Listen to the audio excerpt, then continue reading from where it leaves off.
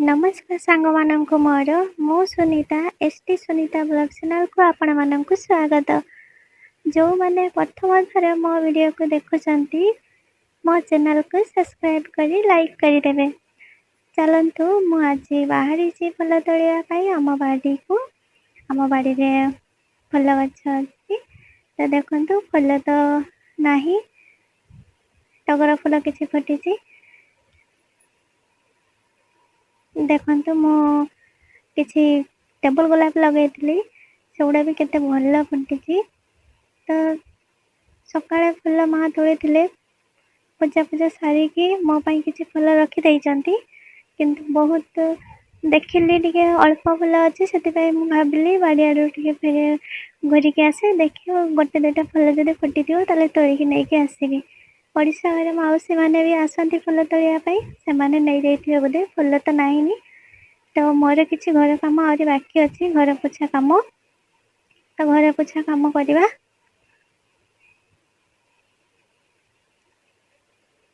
ଘରକୁ ମୁଁ ଆସିଗଲିଣି ବାଲ୍ଟିଏ ପାଣି ନେଇକି। ତ ଘର ପୋଛାପୋଛି କରିବା, ଏବେ ଘର ପୋଛା କାମ ଷ୍ଟାର୍ଟ କଲିଣି ମୁଁ ଏବେ।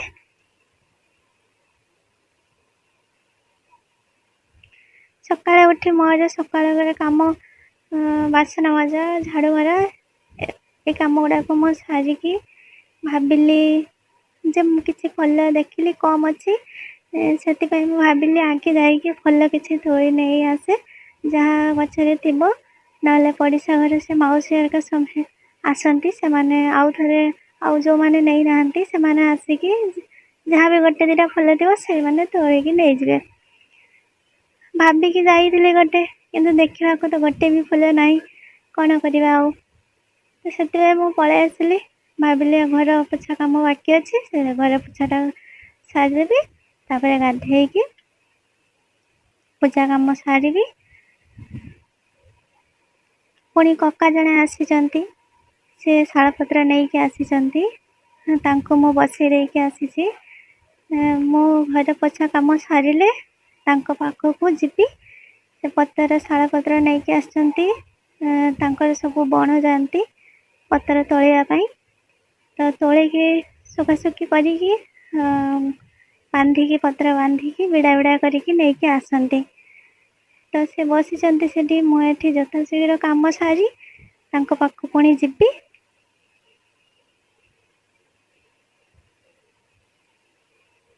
ଦେଖନ୍ତୁ ମୋର ଅଧା ପୋଛାପୋଛି କାମ ସରିଲାଣି, ଆଉ ଟିକେ ବାକି ଅଛି।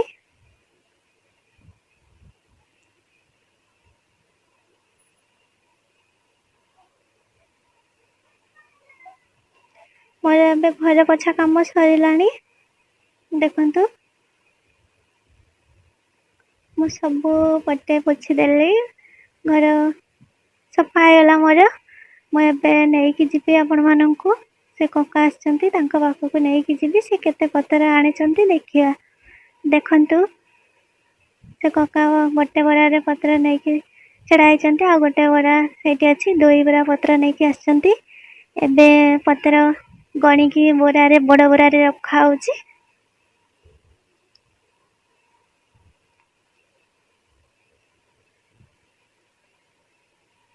ଦେଖନ୍ତୁ ଇଏ ହେଉଛି ଶାଳପତ୍ର, ବିଡ଼ା ବାନ୍ଧା ହେଇଛି।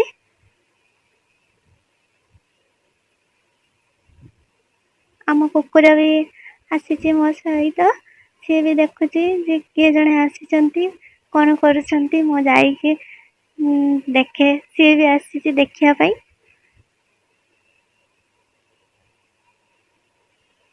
ଦେଖନ୍ତୁ କେତେ ଗୁଡ଼ା ପତ୍ର।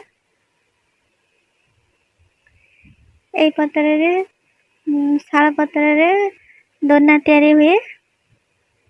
ତ ପତ୍ର କଟା ମେସିନରେ ଏ ପତ୍ରକୁ ଦେଇକି ଦୋନା ତିଆରି ହୁଏ। ମୁଁ ନେକ୍ସଟ ଭିଡ଼ିଓରେ ଆପଣମାନଙ୍କୁ ଦେଖେଇବି ଶାଳପତ୍ରରେ ଦୋନା କେମିତି ତିଆରି ହେଉଛି। ଦେଖନ୍ତୁ ଏବେ ସବୁ କଢ଼ା ସରିଲାଣି। ଦେଖନ୍ତୁ କେତେ ପତ୍ର, ବଡ଼ ବଡ଼ ବିଡ଼ା ବି ହେଇଛି। ମୁଁ ଧରିକି ଗୋଟେ ଦେଖି ଦେଉଛି, ଦେଖନ୍ତୁ କେତେ ବଡ଼ ବିଡ଼ା।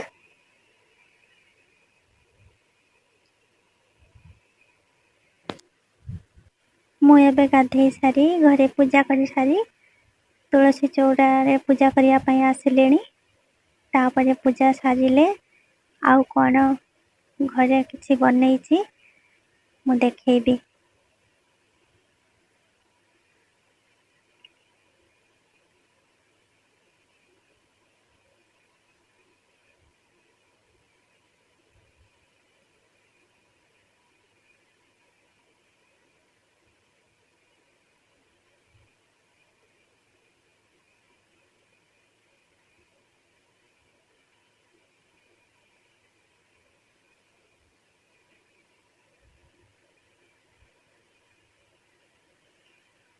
मोर पूजा सरीगला। एबे आमे समस्ते खाइबा। पिला माने सब खाइबा पई बसी गलेनी। से माने मते अपेक्षा बहुत टाइम रो अपेक्षा करिसंती। मु आसिले तांको बाड़ी की देबी। घरे किछि सुजी थिला तो सुजी रे मु आज खीरी तयारी करिछि। सुजी बादाम आ चीनी देकी मु तांको बाड़ी दउछे।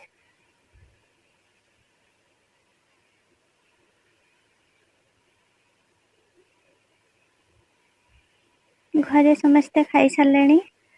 आउ जहाँ अच्छी जोड़ा पिला माने भी टिके देदेली। तबे मो भी खाई नहीं। मो भी तापरे खाइबी। तो पिला माने आंगुली रे खाउचंती। देखंतु के भली खाउचंती।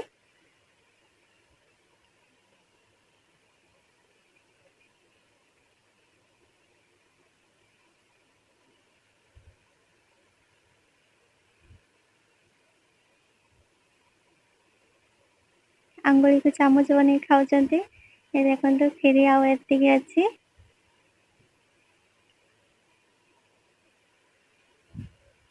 देखंतु बादाम गुड़ा केमती देखा जाउछे।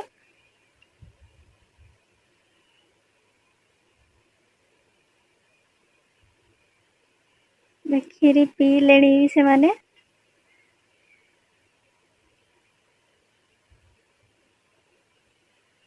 मु भी मो पाई बाड़ी निए। मु भी खाई नहीं। तो मु किछि बाड़ी निए। तापरे मु खाई आपण मानको कहिबी केमती लागुछे।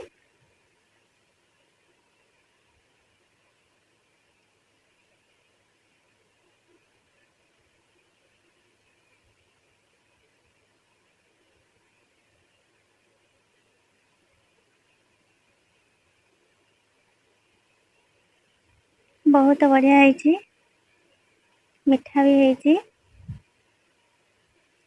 आपण माननको बहुत बहुत धन्यवाद।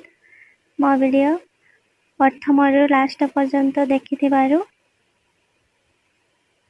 मो वीडियो आपण माननको जदि भल लागिथिबो ताहले मो चैनल को सब्सक्राइब करी लाइक करी शेयर करिवे आउ कमेंट रे भी मते जणैबे। आज पई रहूची। नमस्कार। जय जगन्नाथ। बाय।